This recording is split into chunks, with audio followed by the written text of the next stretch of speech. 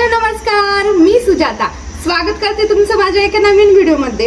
आज व्हिडिओ बनवण्याचा मुद्दा असा आहे की 2-3 दिवसापूर्वी मी एक स्टोरी मेन्शन केली होती आणि त्याच्यात मी तुम्हाला सांगितलं होतं की तुम्हाला जे पण काही क्वेश्चन असतील ते विचारा, त्याचं मी तुम्हाला आन्सर नक्की देईल। तुमचे जे पण डाऊट असतील माझ्या बाबतीत ते तर भरपूर जणांनी खूप छान रिस्पॉन्स दिला, छानपैकी कमेंट केल्या, तर त्याचंच आन्सर मी त्याच तुम्हाला देणार आहे।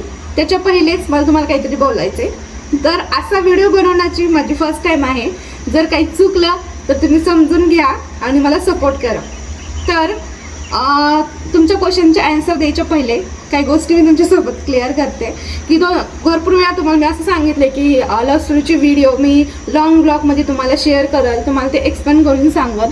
पण भरपूर दिवस झाले तुम्ही वाट पण बघत असताल, पण ते नाही झालं माझ्याच्यानी, कारण माझ्याकडे छोटंसं बाळ आहे, म्हणजे 4 वर्षाचं आहे आणि त्याला सांभाळून मला एवढं सगळं करणं होत नाही। आता तुम्ही बघता मी 2 आयडिया मॅनेज करते, ब्लॉगिंग असते, त्याचं शूट असतं, एडिटिंग राहतं, सगळ्या गोष्टी करणं, घरातलं सगळं सांभाळणं, लाडूला सांभाळणं, ह्या गोष्टीमुळे थोडंसं डिले होते। पण लवकरच लव्ह स्टोरीची व्हिडिओ सुद्धा मी तुमच्यासोबत शेअर करणार आहे।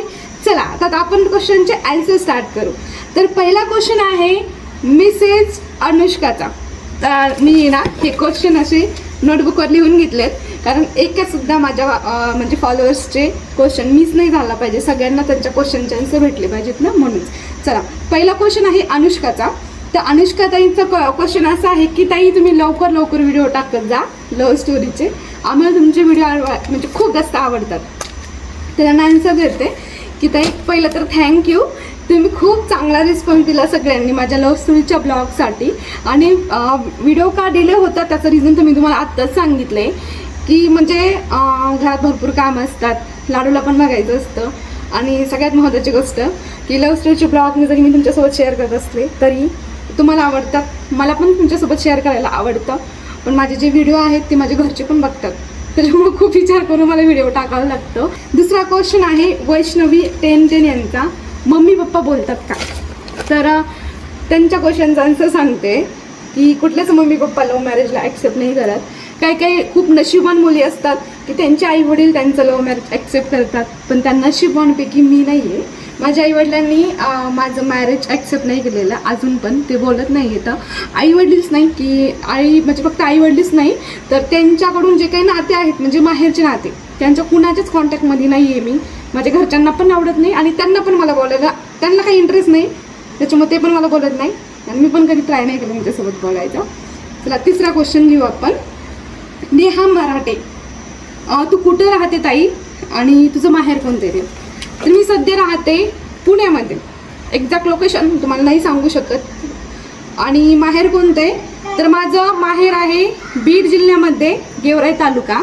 प्रॉपर गावाचं नाव काही सेफ्टी रिझनसाठी नाही सांगू शकत, पण तुम्ही मला पर्सनली DM करा, गावाचं नाव पण सांगून देईन तुम्हाला।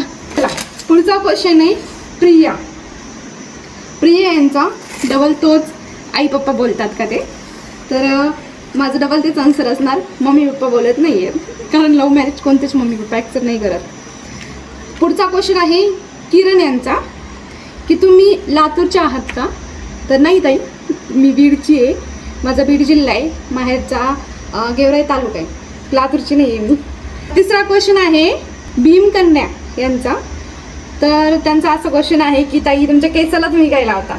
तर हा भरपूर जणांचा प्रश्न आहे, इतके DM येतात मला, म्हणजे मी हेअर रिलेटेड जर एखादा व्हिडिओ टाकला ना तुम्ही पण बघू शकता, एवढ्या जणांच्या कमेंट असतात DM ला, तर विचारूच नका। काय केसांना काय लावता, आमचे केस खूप गळतात, हे त्या गोष्टी भरपूर काय कारण कसं झालं माहिती का की म्हणजे सध्या ना सगळ्यांचा तोच प्रॉब्लेम आहे हेअरफॉलचा आणि हेअर ग्रोथचा। तर त्याच्या रिलेटेड मी पटकनच व्हिडिओ आणल, हेअर केअर रुटीन मी चालू करेन, तसं तुम्ही मला कमेंट करून सांगा की मी कशा बाबतीत म्हणजे हेअरची कशी रुटीन काय तुमच्यासोबत शेअर करायचं हे त्या गोष्टी। आणि आणखी एक की भरपूर जणांची अशी पण एक म्हणजे कमेंट असते की ताई तुम्ही शॅम्पू आम्हाला देईल का, तेल देईल का? तर सध्या तरी काही शक्य नाही, पण मी लवकरच प्रयत्न करते की तुमच्यापर्यंत माझे प्रॉडक्ट पण मी पोहोचवेलच लवकरच। तर पुढचा क्वेश्चन घेऊ आपण। त्यांचं नाव आहे भावना।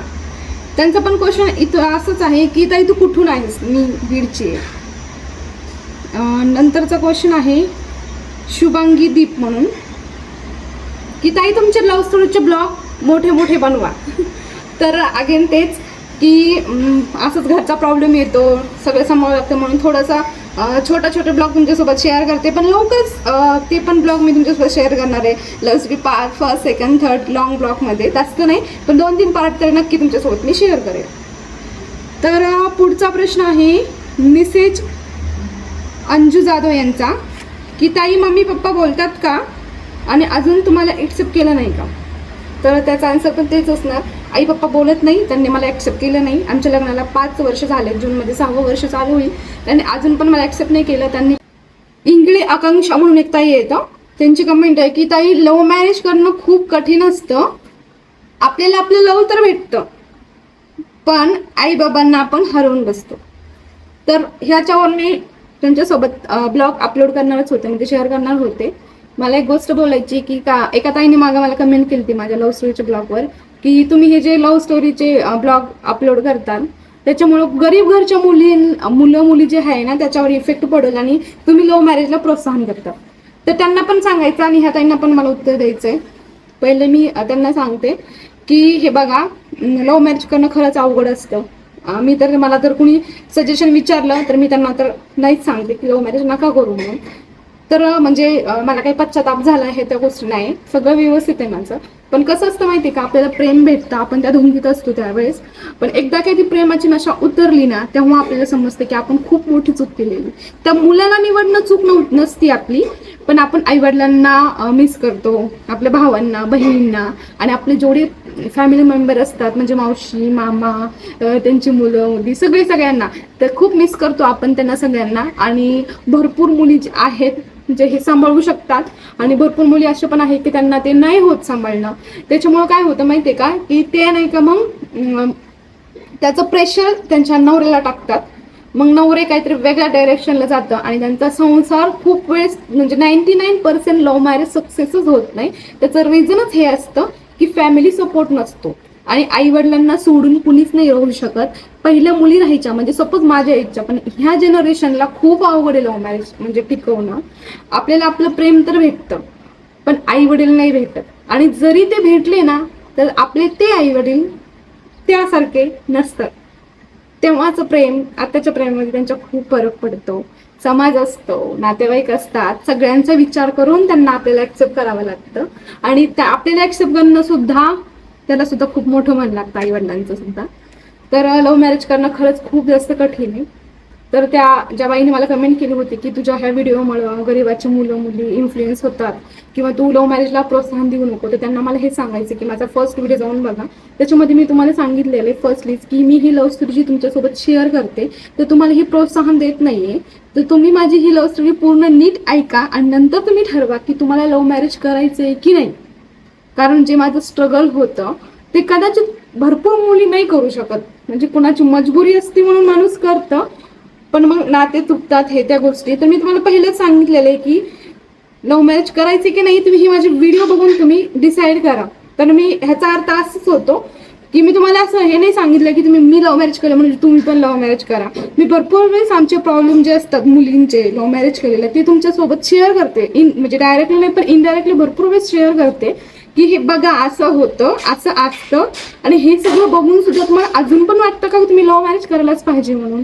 लव्ह मॅरेज करा पण घरच्यांना कन्व्हिन्स करून. तर व्हिडिओ खूप जास्त मोठा होतोय, अपेक्षेपेक्षा पण जास्त.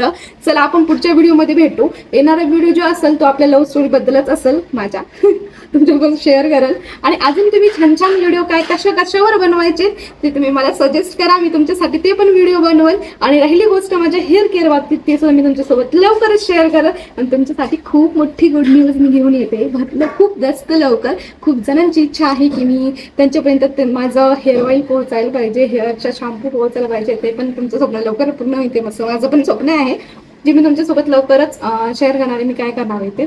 चला भेटू आपण पुढच्या ब्लॉगमध्ये. जर हा ब्लॉग तुम्हाला आवडला असेल तर लाईक शेअर सबस्क्राईब करा. बाय.